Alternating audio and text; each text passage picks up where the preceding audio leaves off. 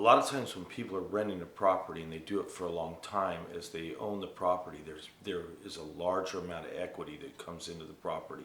If it's an up market, the market goes up and the value of that property continues to go up. So where they bought it and it may be worth $75,000, and over the next 10 years it raises to where it's worth $125,000, then the equity gain is $50,000, as an example. The other thing that could happen is the market could go down.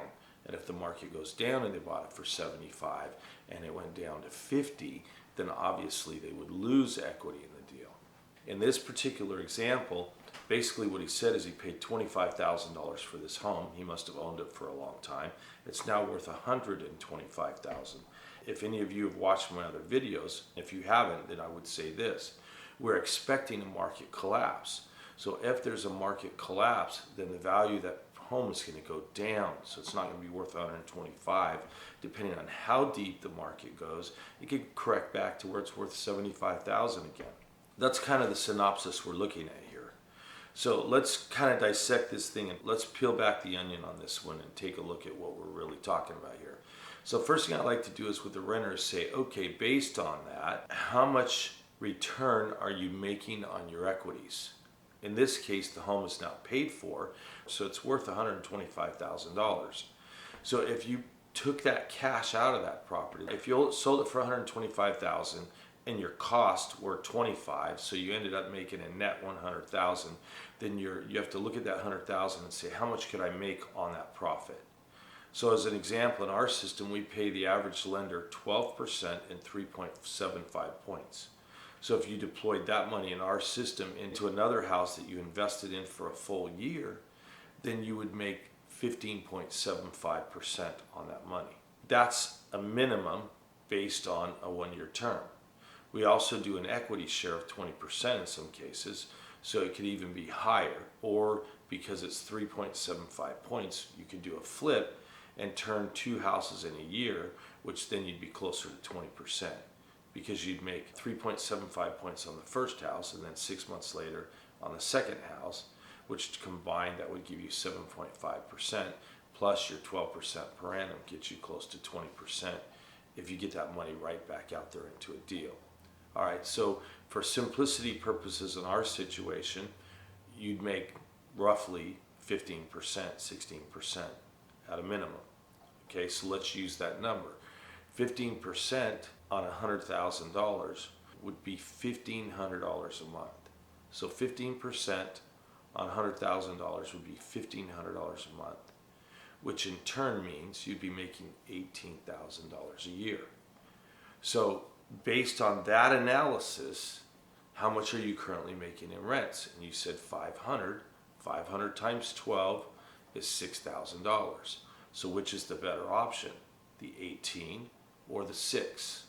Okay, so in this example, what you have to do is look at where your money could go to make more money. And in this case, it's kind of a no-brainer.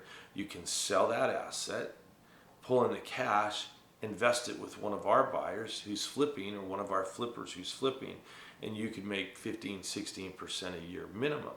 Okay, or in other words, $1,500, $1,600 a month on your $100,000. Okay, so that's how you look at this. Whenever you have a rental property, what most people do not understand is that they pay it down and the value goes up and they have a bunch of equity sitting there that they're not doing. Now, a lot of times people will say, well, I want to use the BRR method. The BRR method involves refinancing the home to pull the equity out. All right, that's one thing you can do, but it's not what I prefer to do, because what you're doing is you're leveraging yourself into debt. So as an example, if you go in and you have a $125,000 home to which it's paid for, and you go in and you borrow $100,000 against it, now you've taken that same $100,000 out of it, but you're still holding the asset. That sounds really great, right? You go out, you borrow the money, now you have a loan against the asset, and so now you get your $100,000 out, so you get to keep the asset plus you get the money. That's what they would tell you in the BRR method, right? The fact of the matter is what happens if the market turns down? Now you have a house that you owe 100,000 on. Let's say it drops towards 75,000. Like what happened with me in Vegas, let's say that the city becomes a ghost town and no one comes to Vegas anymore. Like what happened in the 2006, 7, 8, 9, 10 Great Recession. Well, if that happens and the value of your property drops to 75 or 50, then you're not going to get the rents for it. And it's going to turn into a negative investment. And in fact, you could lose it. Like for instance, as an example, look what's happening right now.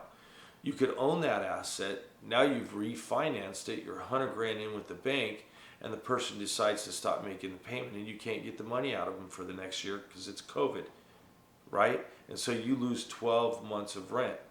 So whenever you leverage an asset into debt, you're putting yourself into a greater risk position.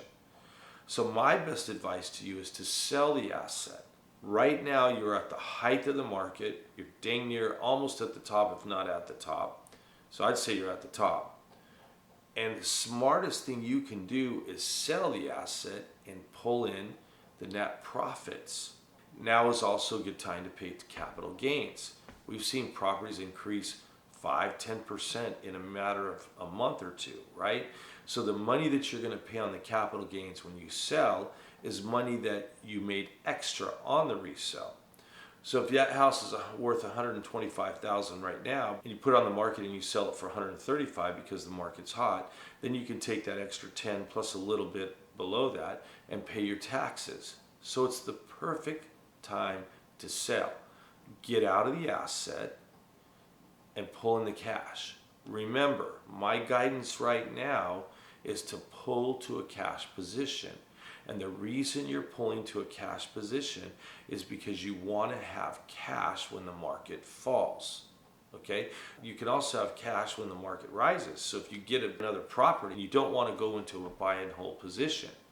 Because if you go into a buy and hold position, you're buying at the top or you're financing at the top, and the market's going to collapse and fall down. You don't buy an asset in the middle of a falling market. What you do is you let the market fall, let it get to the bottom, and then if you want to be a buy and hold investor, you can. Look to my other videos to see how I explain the market bottoms and tops and how we can predict them and see them coming, which is not what you would normally think you can do in the stock market. But in real estate, it's different. So in this case, my recommendation is sell the asset, put your money into a Roth, 401k, or IRA. That's your next best move.